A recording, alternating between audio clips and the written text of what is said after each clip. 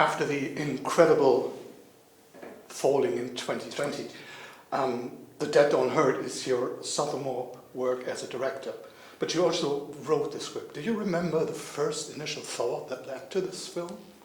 Yeah, it was of the little girl in the forest who's playing and has a big imagination, a very independent thinking little girl who becomes a very independent, strong-willed woman, Vivienne. That was the first image. And some writers already have the actors in mind when writing a story, and others just don't think about it until the script is finished. Which one? I didn't, when I was writing the story, I wasn't thinking about which actress would play Vivienne, who was the main role, or any other characters in the story. I just wrote the story and tried to imagine each one individually as I wrote the story. And then when the script was ready, I knew I had to find Vivienne first to be able to find the financing for the movie. And so I thought of Vicky Krieps right away, because even though I didn't know her personally, I had seen her in some movies, especially the first time I saw her in Paul Thomas Anderson's The Phantom Thread.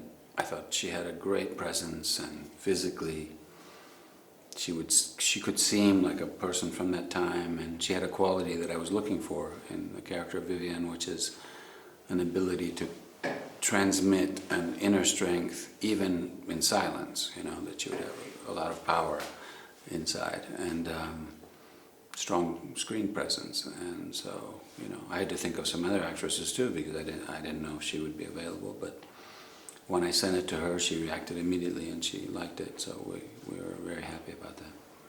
Wonderful. As if writing, directing and playing the lead wasn't enough, you also wrote the music for the film, which was amazing, by the way. Thank you. And since the score is always part of the script, so how is your process? What comes first, the script or the music, or does it go hand in hand? First I wrote the script, and then when I had this first version, I started to compose the music where in the places where I was quite sure that we would need it. And all of that music is in the movie, except for there's 2 or 3 scenes where in the end, in the editing, I thought it'll be stronger with no music. And so I have some pieces of music that I really like that we made together, you know, with the cellist, the violinist, and myself. And maybe I'll be able to release that music some other time, I don't know. But yeah, everything that we did was based on the script, and then it was a good guide for shooting and for editing. Casting the right actors is always important for a film. So Yeah. Vicky Krieps and Solly Loud, as you already said, are incredibly good. And how was the process of finding and casting them, especially Solly? Well, Solly, I was lucky, you know, I'd heard about him from somebody, and I think our American, you know, the casting director, Jeannie McCarthy, she mentioned him also. And so I looked at some images of him. There wasn't much available at the time. He was 21 years old and he hadn't done that many things. But the few things I saw, bits of video and everything, I thought, well, he's very young, much younger than I imagined the character to be, but he has a strong presence and a good voice, and there's something about him. And so I asked to meet him, and so we met via Zoom, and he looked even younger to me, you know, with no beard. In the Zoom, he looked to me like he was like 17 years old or something, or you know, like that. And I thought, wow. And I said, how old are you? He says, 21. And I'm like, okay. And he didn't sound anything like the character should sound. You know, he's born in Scotland and then moved to England when he was 11, so sounded quite different. And I said, well, obviously you'll have to sound like an American from a specific region, and you'll have to sound like your father sounds in the story. So is this something you think you can do? And he said, yeah, I think so. I said, do you want to take a couple of weeks and work on this, and then we'll read some scenes? And they said, no, give me a couple of days. I said, okay. And a few days later, we read the scenes, you know, and he sounded really good, almost as good as he does in the movie, which is perfect.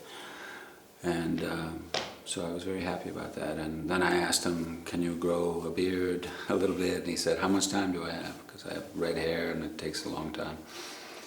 I said, you have a long time, you have at least a half a year or something, so it worked, yeah. And he's great. I mean, for me, he was a discovery, and I think for audiences, he will be a discovery. He's incredibly mature and professional and intelligent for his age. I've never seen a young actor that young with so little experience be so technically good, instinctively good. I mean, he's really unusually good, and I think he will have a long career. At a screen talk yesterday, here at the Filmfest Munich, you said that it's very important for you to get all the little details right. What's been the biggest obstacle you had to overcome to satisfy your need? In making it historically accurate? Yeah. Well, there was a specific kind of firearms, guns at the time.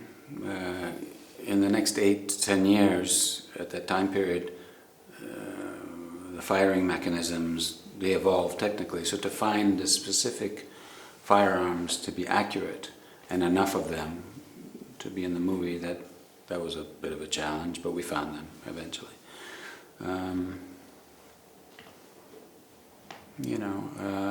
I mean, I think I had a really good team, production design, costumes, everything, and we worked really well together for many months, sharing information, so that I wasn't worried that we would make it look historically accurate, really, to be honest with you.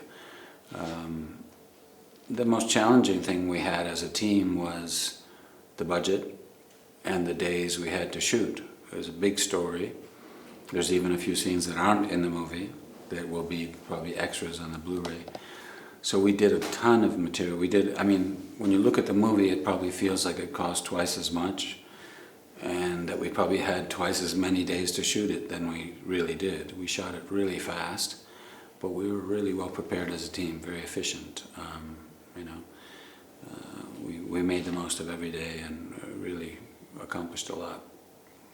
And just a hypothetical question, would you have done anything differently if you had, let's say, endless time? Or if I had more time? Endless time, enough money, or would it still be the same film? I don't know if it would have been a better movie. It might have been a bit longer movie, or I don't know.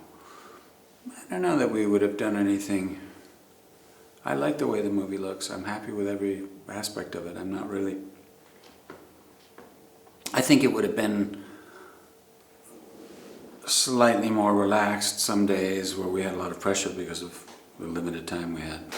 But that always happens on movies, No matter how well you prepare, or even how much time you have, or how much money, every day in movie making is about solving little problems and big problems that you didn't expect. So I don't think so. I'm happy with it.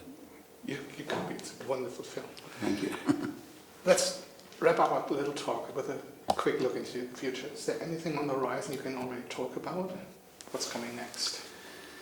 I've written a few other screenplays over the years, and there's one that I wrote many years ago. It's the one I most would like to tell, but it's difficult to raise the money. I mean, if I could, I would start preparing this movie now. It's a big story.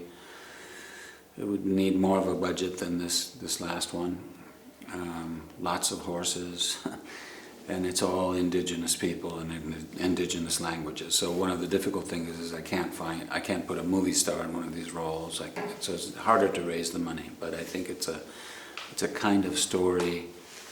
It's like a coming of age story about an adolescent person and beautiful landscapes. I think it's a kind of story that you could watch in any country in the world at any age and identify with these characters. And so if someday I get a chance to make it, I think it's a movie that will have a wide appeal. I hope you get the money. I hope so too. I wish you all the best with this film, and thank you very much for the interview. Thank you.